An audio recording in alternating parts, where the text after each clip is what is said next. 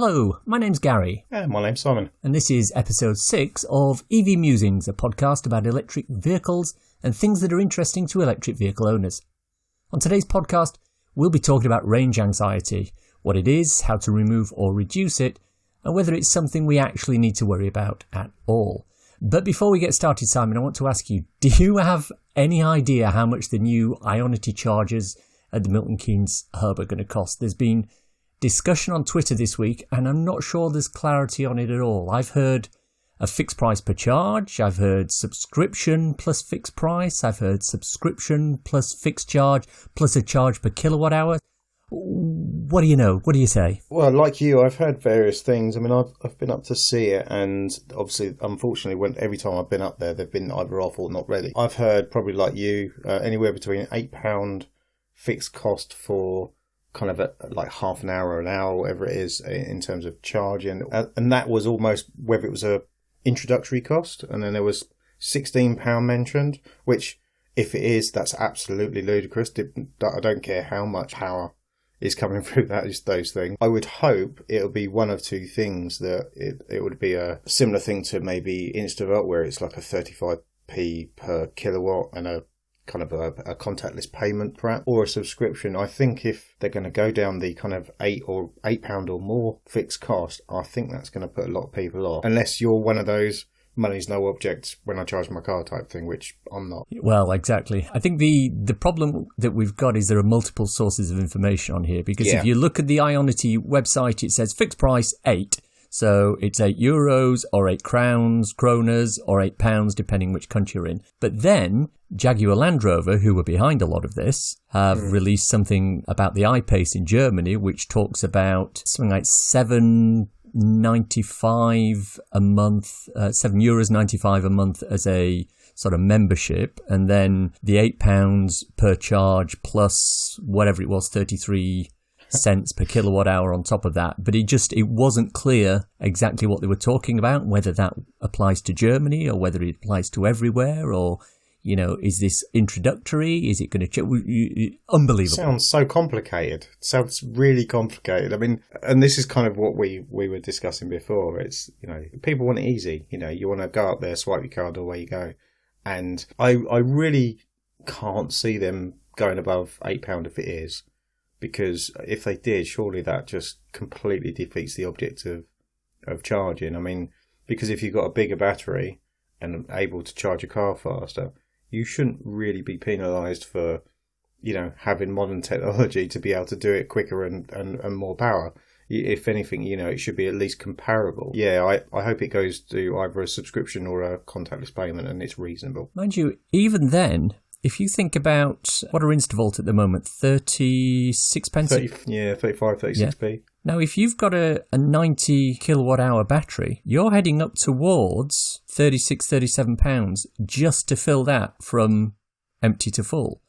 Now, at what point do you then say, well, that's actually just as expensive as it was when I was having to put fuel in the car, given that the range is less than it was when I had a tank of fuel? You know, it's a fine line. Oh, absolutely, yeah. We've obviously spoke about this before, but yeah, I really hope that they're sensible about doing this, because people can be very greedy when it comes to new technology. Our feature topic today is range anxiety. Now, I don't know about you, Simon, but whenever the subject turns to EVs and people find out that I have one, the first question I always get, how far does it go? And the simple answer is, well, how far do you want it to go? I've done trips of 200 miles. And there are people with EVs who've driven from Land's End to John O'Groats and back, from Europe to Outer Mongolia, across to and around Australia. The question shouldn't be how far does it go? The question should be what's the usable range? And that is a completely different topic. Fundamentally, people are concerned that they won't be able to get to where they need to go without running out of charge. But that's absolutely the wrong way to look at things.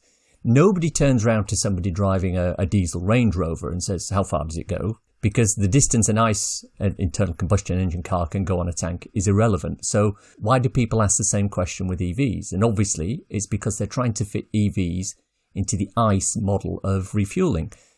In reality, though, how often does that happen? I mean, Simon, how many people have you known who've run their EV down to such a state they've actually run out of charge and stopped? I don't really know of any, to be honest, that have actually stopped. I mean, personally, I've run mine down to a low 0 mile level, but not actually stopped. You know, we're not talking, you run out of your juice on your phone and it just dies. How many people do you know who've run their ICE vehicle so low they've had to go and get a can of petrol from a nearby station and fill it up? Yeah, quite a lot, dozens. Yeah. And indeed, we've almost all done it, or we know someone who's run out of petrol. I was driving late at night with friends in northern Michigan about 15 years ago, and we got off on the wrong exit on the highway and ended up in the middle of nowhere with no fuel, no idea where the nearest station was, and an outside temperature of minus 16 Fahrenheit. Believe me, that's cold. Now, that's to say it was a bit squeaky bum was an understatement. I mean, eventually we managed to coast down a long hill to a gas station at the bottom, which just happened to be open at that late hour. We were very lucky in that case. But, coming back to the topic at hand, the issue isn't actually running out of charge. It's the same as the issue with ICE cars. It's not actually running out of fuel. The problem that causes a lot of the non-EV owners to have potential range anxiety is that if they do happen to get to a point where they have no charge, how will they refill their car?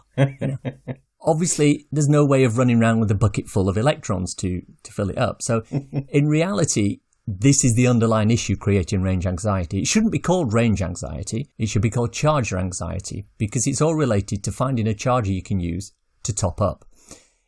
In real life, nobody's really concerned about running out of petrol or diesel. There are stations on most corners, and you can buy a little plastic can and put a gallon of fuel in it, take it back to your car, and now you're up and running, unless you're in northern Michigan in the middle of the night in midwinter. But you can't generally do that with EVs, hence the anxiety. Yeah, fundamentally, running out of charge is caused by the same factors that running out of petrol is. Going too far without filling up. If you live in the old ICE model, this isn't an issue because you've got petrol stations almost on, everywhere and every corner. You can fill up in about 3 to 5 minutes. If you have the mindset with an EV, you will raise your anxiety levels. The EV model is different. With an EV, you rarely leave the house without a charge in the car. You'll have the car charging overnight and the battery will be full or almost full the next day. Unless, of course, you're like you, who doesn't actually have a home charger and you have to deal with public charging. So it's a little bit different in that case, isn't it? I would suggest I'm probably the minority for EV drivers. And, we've discussed this before, but it was a risk, I think, when I first bought my cars. People that don't know me and don't know my situation, about a year ago I bought my BMW i3 and I live in a flat, so I have absolutely zero access to my own home charging. So the way I do it is completely different to likely the majority of people. For me, it's reliant on public charging predominantly.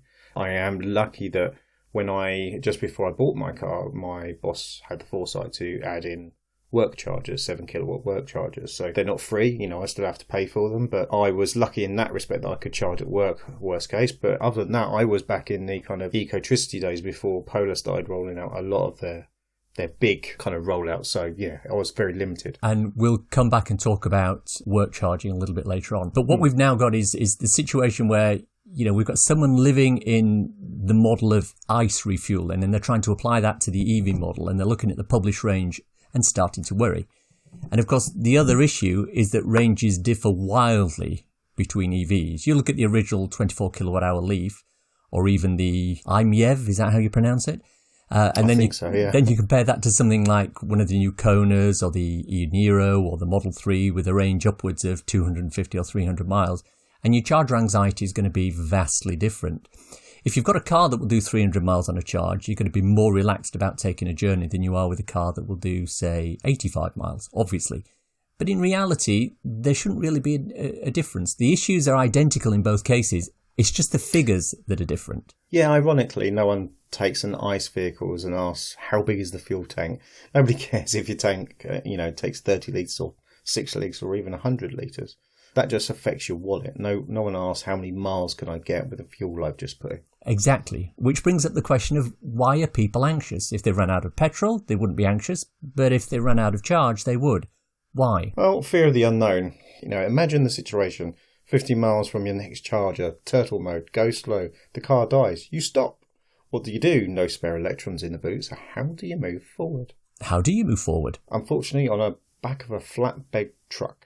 It's pretty much the only way, call out roadside rescue, and get them to a flatbed or tow you to a nearby charger. Most services include this as part of their offering. Generally, they'll tow you to a Polar charger, and they have Polar Plus cards to allow you to charge for, say, 10 miles to get to a charger you can actually use. Although I believe the AA now actually have mobile chargers on board some of their vehicles to give you that little extra boost. Sure, they're powered by the diesel from the van engine, so nothing's perfect, but it's probably a little bit better than the flatbed. Yeah, either way, it's embarrassing. No one wants to really do that. Plus, it takes forever after you've called, wait for the truck and the car, winched on board, etc. So, can we make sure it doesn't happen? Well, of course we can. We take range anxiety off the table. And at its very simplest, you remove range anxiety by being prepared. Do your homework, understand what you want to do and where you need to be. And this breaks down into 3 different aspects. Number 1, always be charging, ABC. Number 2, use destination chargers wherever possible. And number 3, plan and allow contingency. These 3 rules will help to reduce range anxiety to the absolute minimum. So let's go through them now. Simon? ABC, always be charging. Cars spend most of their time sitting and doing nothing. That's an ideal time to be charging them. When they're at home, in your driveway, that's the perfect time to have them plugged in, ready to go. Or when you're parked up in town, going to the cinema, having a meal, doing your shopping, it's just ideal. Even at grandma's, yes, using the good old granny charger, that's what it's there for. That's right. Whenever there's an opportunity to get a charge in your car, you should do so. However, there are caveats to that. If you're running solar panels or you have a cheap rate electricity deal for overnight charging, then you should ensure you take advantage of this whenever possible. Each situation's different and it makes sense to use whatever works for you. Also, when we say always be charging, you should take into account the charge cycles on your vehicle. It's not always good to keep lithium-ion batteries charged up to 100% all the time. There are charge timers on most vehicles that can allow you to ensure you fill just the amount you need. If you've got, for example, a long journey the following day, get that charge up to 100%. If you're only planning on pootling around town, then maybe 70, 75, 80% might be enough. Don't ruin your battery health just for the sake of a few miles. The key there is to ensure you have the charge you need at the start of the day. Remember, the guy we mentioned a week or two back who borrowed an Audi e-tron and didn't charge it overnight. Oh, so yeah. He had, yes, that good old person. Yeah. He had a trip to Oxford to do from Chichester, but didn't have enough range, so ended up driving his fossil fuel car. Just don't be that guy. EVs have this tremendous advantage over fossil fuel cars. For the most part, people can charge at home and leave every morning with a substantial number of miles in their GOM. And I should say GOM guessometer. You simply cannot do this with a fossil fuel car. You go to bed at night with 50 miles worth of diesel in your tank, and guess what? You wake up the following morning with the same 50 miles worth. Not with an EV though. Now, incidentally, I was running the numbers recently. In the last 6 months, I've covered 6,000 miles in my Kia Soul. How much time do you think I've spent sitting at rapid chargers to cover that 6,000 miles? I would imagine not very long. It actually works out at 5 minutes and 20 seconds per day on average. How do you manage? But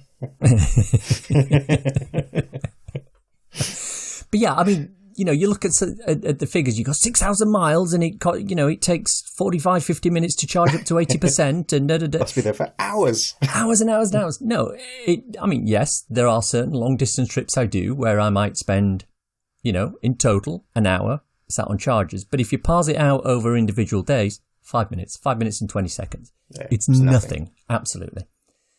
Right. Number 2 on our list, destination charges. Destination charges are defined as those charges that are supplied or exist wherever it is you are wanting to park your car other than home. This might be the supermarket, so Waitrose, Aldi, Lidl, Tesco, Sainsbury's have all installed destination charges at some of their locations.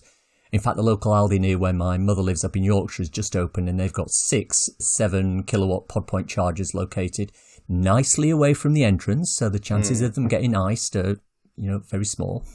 Other than that, there are places like local car parks, work, as you said, Simon. There are some businesses that offer charges at the place of business.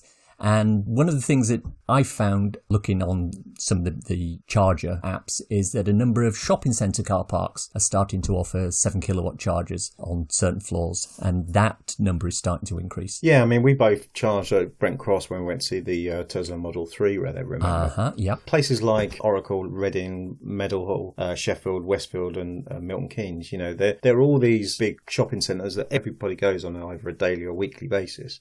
It's spreading across the country with like other places in Birmingham and the Trafford Centre in Manchester and places like that. And you're absolutely right. They're putting almost in some cases, whole floors of destination chargers in, which just makes EV driving so much easier because you're generally going to spend a bit more time within those buildings or those areas or within the facility of those chargers. So it just makes sense. Absolutely. Other places that have destination chargers include park and ride car parks, certain country parks, a lot of hotels. The list is increasing. Generally, with destination chargers also, you can use the Tesla ones if your car accepts the Type 2 charging, which most vehicles do. You'll be limited to the maximum speed of your onboard charger, but every little helps. Remember, if you're using Tesla destination chargers, you can only use the ones with the white signs, not the red signs, because the ones with the red signs only specifically work on Teslas themselves. By the way, in an upcoming episode, we'll be talking in depth about chargers, charging speeds, the difference between AC charging and DC charging, and what the different connectors are. So keep an eye out for that. That'll be coming in a couple of weeks. And the third way to avoid range anxiety is to have a plan for your stops. Aha, right. So tell me how you plan for long distance charging. You've just come back from a reasonably long trip up to Norwich. How did that work? Yeah, so for the Norfolk trip, so this was a holiday trip that we occasionally do per year. It's 130 miles. My car can probably do 130 miles at a stretch, maybe 140 depending on weather. But the whole thing was this, it was back to planning. So I checked ZapMap and PlugShare apps for a fast charger en route. In this case, it was one of several Instavolt chargers in Norwich. So North and South had 2 Ballantyne's Gym that has 2 DC Instavolt chargers. So no matter which one I went to, I had a choice of 4. But it also meant I could stretch my legs, grab a coffee, because Ballantyne gyms have Starbucks, which is even better. Ooh, nice. Yeah, all the posh stuff, and you don't have to go to the gym. Basically, you're there for 20 minutes to get a full charge again, coffee, stretch your legs. I had my wife and child with me, so they could get out of the car as well. And then, we're kind of good to go for another 130 miles. And actually, when I got to that point, I was probably only on about 24 miles left to go. So actually, not only did I have enough to get to my destination, but actually I filled right back up again. So any of the travel that I wanted to do in the area on my holiday up and down the coast, I could do very easily. I tend to work on the last but one charger principle. So when planning, I can take a theoretical maximum distance I'm prepared to drive with the charge I have in the car. This could be 80 miles or 100, 110 miles, depending on the weather. I then find the charger that is closest to where I am that isn't the last charger on that distance. So, for example, I go to my parents' house. They live in Yorkshire. I live in Hampshire. That's 210 miles. I can do that with 2 quick stops. My first one is usually the charging hub in Milton Keynes. But if none of the chargers there are available, which is highly unlikely, I can go to the Holiday Inn at Milton Keynes or one of 10,000 other chargers there are around there. But if for some reason I can't actually get off at Milton Keynes, I can go up to the Newport Pagnell services and use the Ecotricity charger.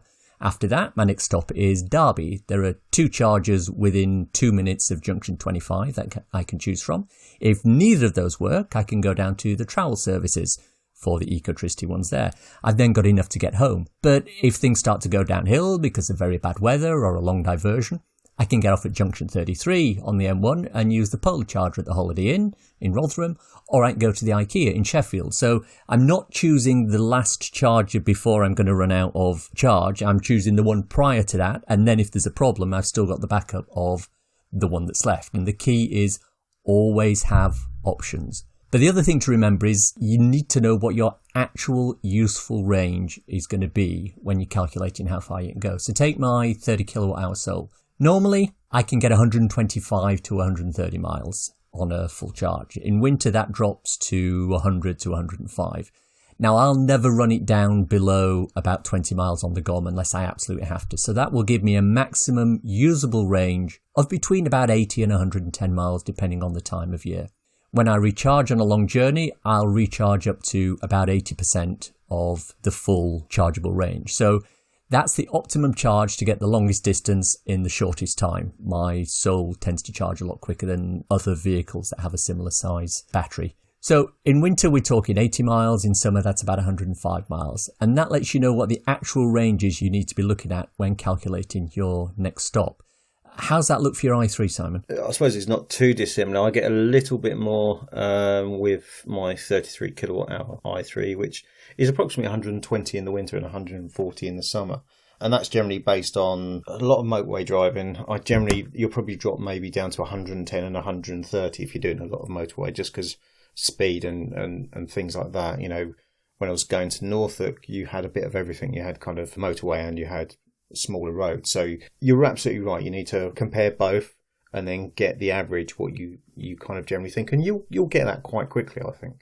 What's the lowest you tend to run yours down before you start to get a little bit nervous? To be honest, I mean, I mentioned before I got down to 0 miles, but that was, I would say, my first month of owning an electric car. It's complete newbie electric car. Don't know what you're doing. You do have range anxiety. I had it once and then after that it went away. But the lowest I generally run it now is probably down to about 15, 20 miles because I always know within 15 or 20 miles there's going to be a charger, whether that's a 7 kilowatt charger or an ultra charger, because there's so many of them out there now, then generally there's not many places that you won't have at least that distance that you could get to. If you're looking at a vehicle like, the Kona, the e-Niro, Model 3, the e-tron or the I-Pace, it's got a range of 250, 300 miles.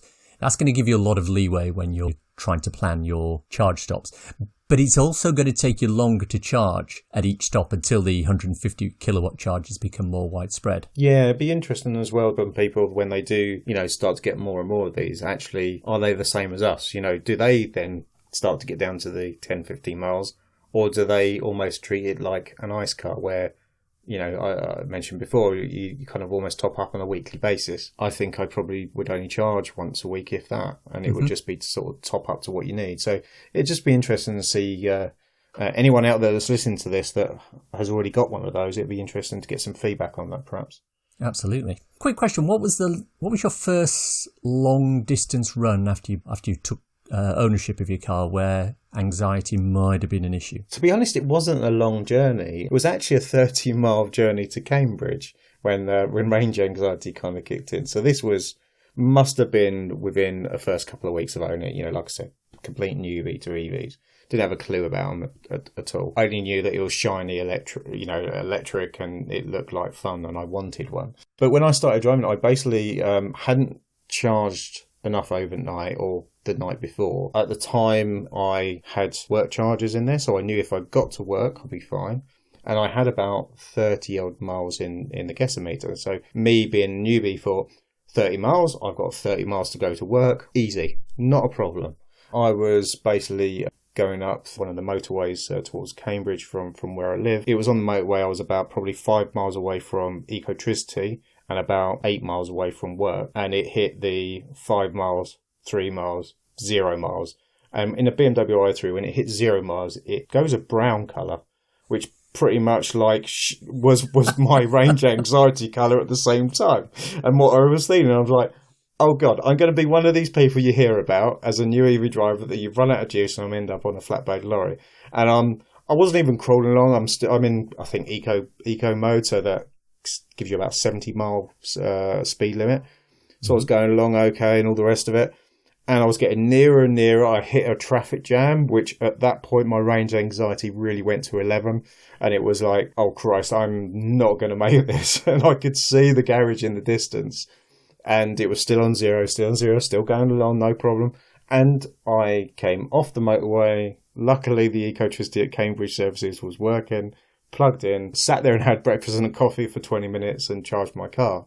And actually, I generally think I could probably have got to work. But that range anxiety kind of, the first real sort of time I had it, kind of came over and thought, oh God, That's it. The car's going to stop, and there's more in the car than you think. Now, like a petrol or diesel car, you never want to get down to that level because petrol or diesel, as you know, you start dredging up all the bad fuel and stuff at the bottom of the tank. Yeah. It's not quite the same with a battery, but it doesn't do your battery any good if you're running it down to that level. And now BMW, I found out probably 6 months in that they have a bit of extra locked away, about 20, 25 miles in there. Mm-hmm. And actually that's just to kind of keep your battery healthy over the course of its life, which is 8+ years under their warranty. You kind of always think it's going to be a long journey, but actually mine was the smallest journey probably I do. It was very strange. My first long journey, about 8-9 days after I got the car, home for Christmas on the route that I talked about a few moments ago, Hampshire up to Yorkshire, bad weather,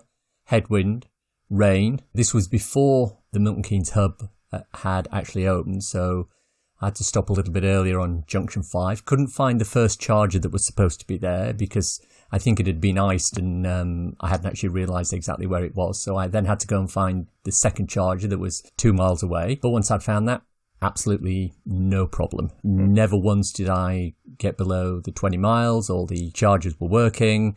I had my primary charger, my backup charger. It all went like clockwork. Now, on the subject of chargers, you talked about ZapMap and things like that. How do we find where our nearest chargers are, Simon? My kind of Bible of apps that we use is ZapMap, PlugShare, or WhatsApp. And there are numerous apps and websites that show this information. Many of them have route planning functions, which allow you to plug your vehicle, start and end points, minimum and maximum charge requirements, efficiencies, etc. into the planet, and it'll work out your preferred route. So they're pretty clever now in terms of what these apps can do for you. Now, what about if you want to just get in and drive? Well, sure, that's no problem at all. But the key thing to remember is that little readout on your dashboard, the GOM, it's just a guess. That's why it's called the guessometer. Do not take what it says at face value. It will lie to you. So what are the different things that cause it to lie to you? I have this thing on the i3. If I start with, say, 140 miles on the guessometer and I think, hey, happy days.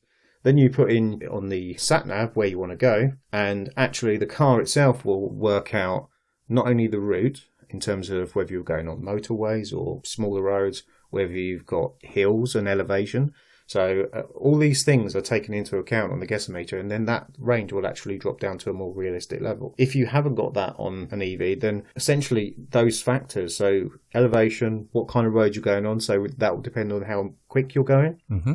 Whether it's motorway speed or lower speed, weather as well. So if you're in the middle of winter, expect your range to drop and expect your guessometer to kind of be a little bit more tricky. But in the warmer weather, it's absolutely brilliant. So you'll get more range.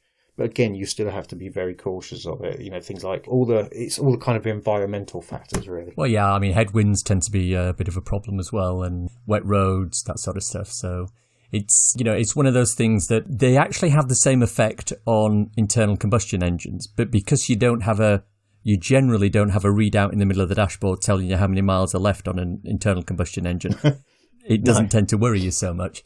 Now, I'm talking about getting in and driving. Did I not hear that about 8 months ago you decided you were going to France just for the day?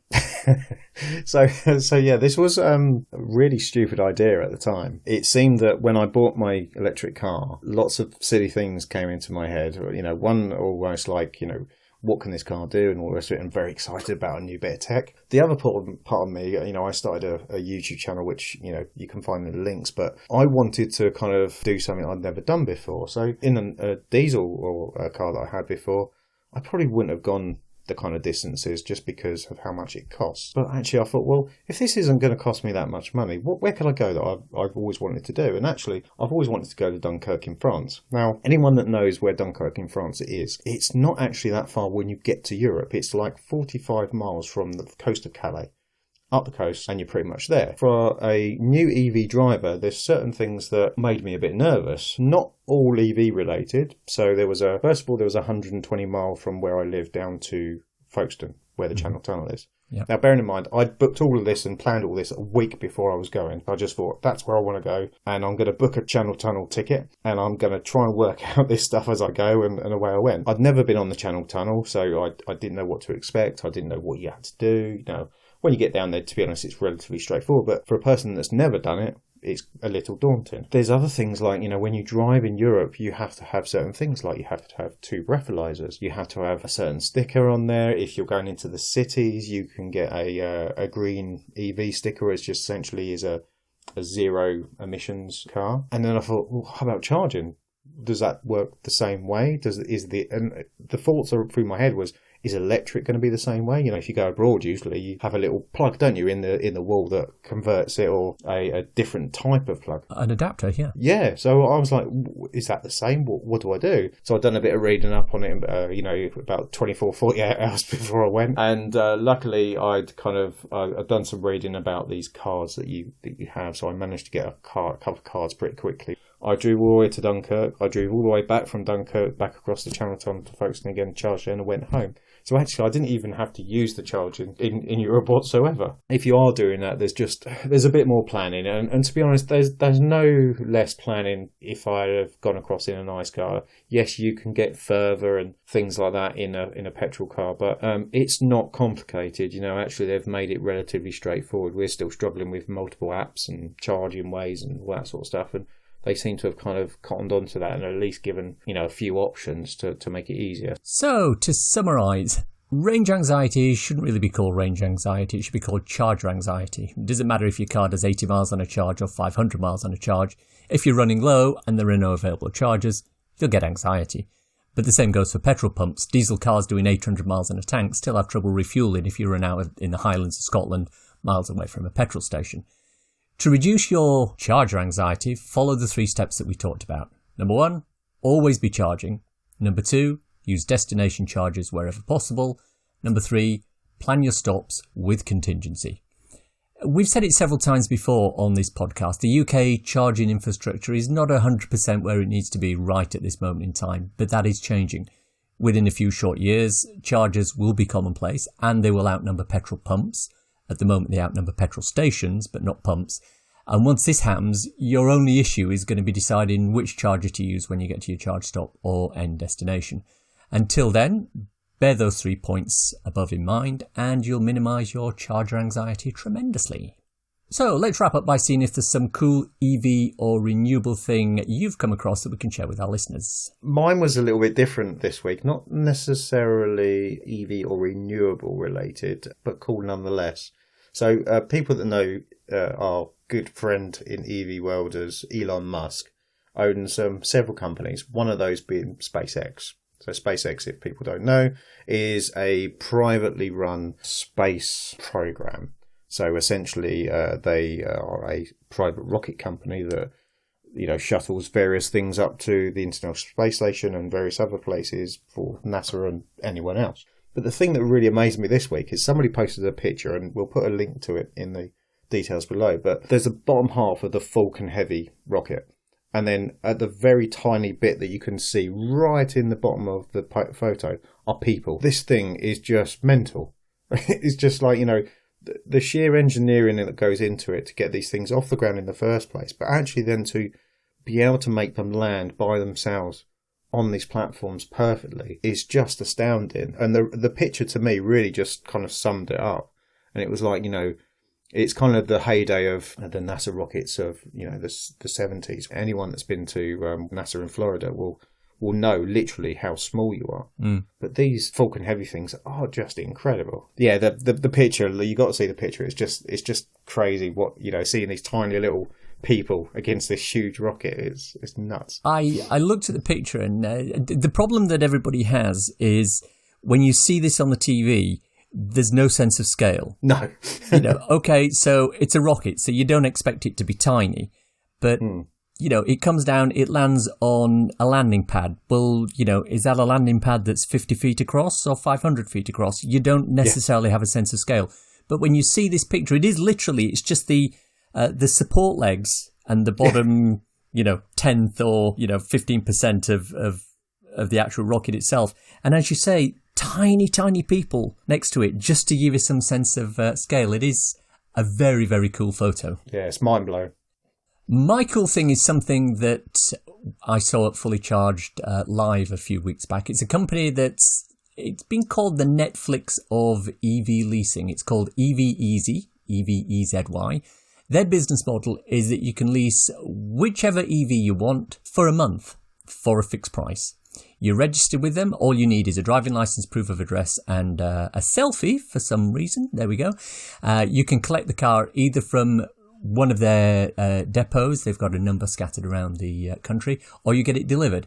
It's unlocked using an app. You drive it for a month, and then you either give it back to them, or you rent it for another month, or you just swap it out for a completely different vehicle. As I say, everything's controlled via the app. They have a reasonably limited stock of vehicles, but that does include the new Model 3. There's also i3, a Leaf, Ioniq, and the Renault Zoe. Prices start from £289 a month for the Zoe up to £799 for the Model 3 long range. As we've often said, getting someone into an EV for a drive is usually one of the key factors in convincing them that an EV is the right thing for them. And this feels to be a relatively, in quotes, cheap and simple way of doing that. Links to their website are in the show notes. And that's our show for today. Hope you enjoyed listening to it. If you want to contact us, Simon is at The EV Side on Twitter and YouTube. And I'm The Real Gary C on Twitter.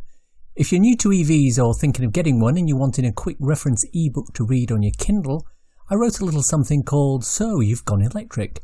It's available on Amazon worldwide for the measly sum of 99p or equivalent, and it's a great little introduction to living with an electric car. Links for everything we've talked about in the podcast today are in the description. If you enjoyed this podcast, please subscribe. We're available on iTunes or wherever you get your podcasts. We're also now on YouTube. Search for the EV Musings podcast, and you'll find the channel there for those of you who like to listen to podcasts via the medium of visual. Wherever you listen to us, please leave a review, as it makes us feel loved and helps us know we're not just shouting into the void here. Thanks for listening. Bye-bye.